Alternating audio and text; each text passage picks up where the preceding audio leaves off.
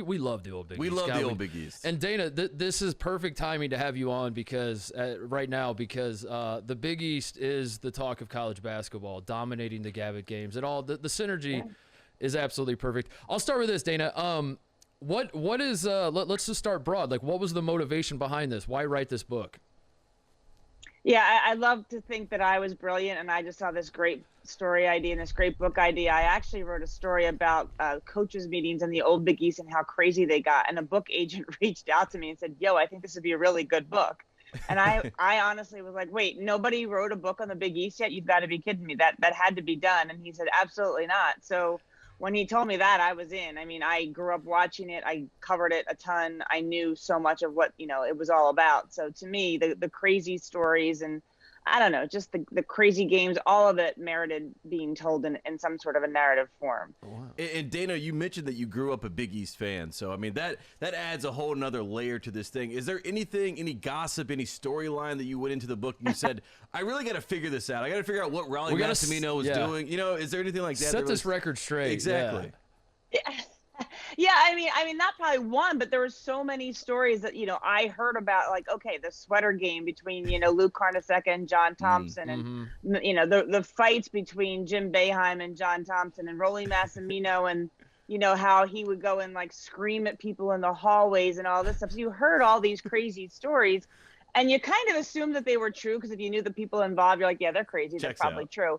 But you didn't, right? It checks out. But you didn't actually know the backstory of what they were truly about. So to hear like Gary Williams tell me about chasing Rollie Massimino at halftime at a game in BC because he was convinced Rollie was going to get on the officials, and Rollie turned and screamed at him, "Yo, get back in your locker room!" And Gary turned to go back to the locker room and was like, "Wait, this is my gym. Like you don't get to tell me where to go."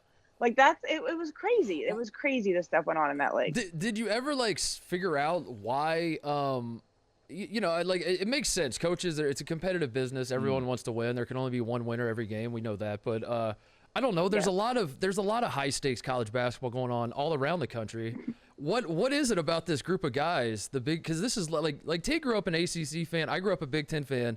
And when we grew up, we still heard about this stuff. Like we heard about somehow the old Big East got to us. Why what was it about the makeup of? Was it just these particular men? Do you think it was something about the Big East as a conference? What's your takeaway with all that?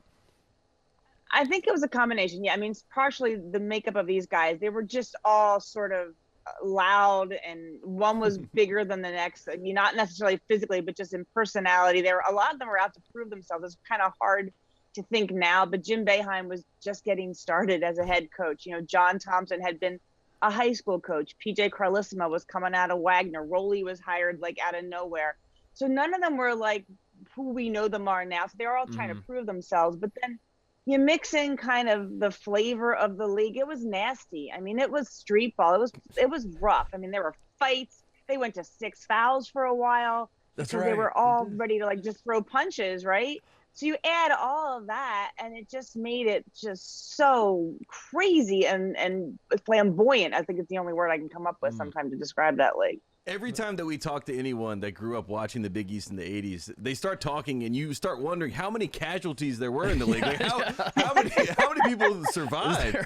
Is there a cemetery for all the people that like lost their lives playing Big East basketball? Because that's seriously like there's like that's like the conversation. There should be. And then the next step, Dana, I mean, it's crazy. Whoa. Fights. I mean, literal like fist fights, like throwing punches, like just haymakers, crazy haymakers. Is there a fight that stands out to you then that really in this book that you were able to dive into? I mean, the one that I was really surprised, there was a moment where Pearl Washington kind of threw a punch at Patrick Ewing and Patrick went back at him.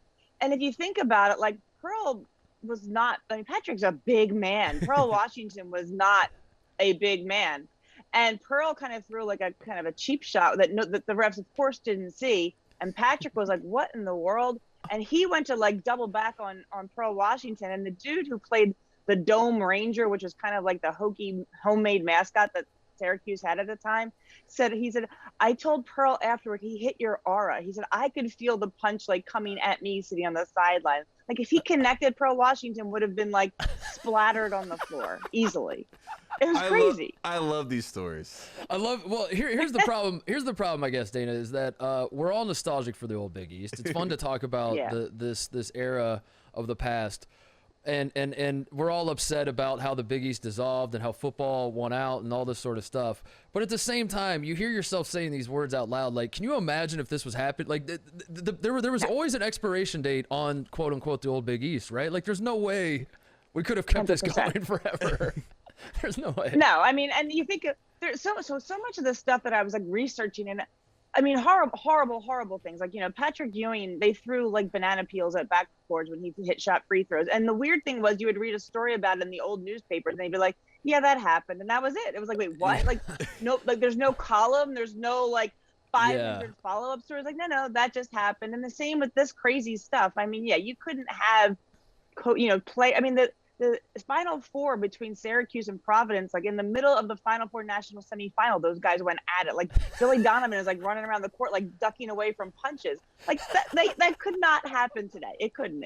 I wish it could, but it absolutely could not. It would be cool if it happened like once. Just give it a taste. Yeah. I don't want to happen all the time. That's too much. Yeah, and the other thing about the old Big East is that you can somehow trace all of the trends of today back to the old Big East. When you talk about the three-point revolution, we go back to Rick Pitino in Providence. You mentioned Billy Donovan. So, I mean, how much of that was fun, just being able to kind of point to the direct source of all these seismic shifts in basketball in general? Yeah, I think that's the one thing that really resonated with me. Like, I kind of knew the league and all the funny stories, but when you think about the impact it had on college basketball, so many things. Like, Dave Gavitt was so ahead of his time. Look, the partnership with ESPN has been like talked about endlessly, but it really was brilliant. It made the Big East a national league by going coast to coast. That was one. The idea of having the tournament in Madison Square Garden, like this place where everybody went for all the big games, that was another. The three-point shot, that, like you said, that Pitino brought to the game. I mean, there were so many things. Guard play, the big man. I mean, there were so many things that the Big East did that was so ahead of their time, but still resonate today. They still matter today. What's your favorite thing that you were reminded of or maybe learned for the first time in researching this? We all kind of know some of the bigger bullet points talking about the Big East, but what was the one thing that you're like, I completely forgot about this, or I had no idea this even happened?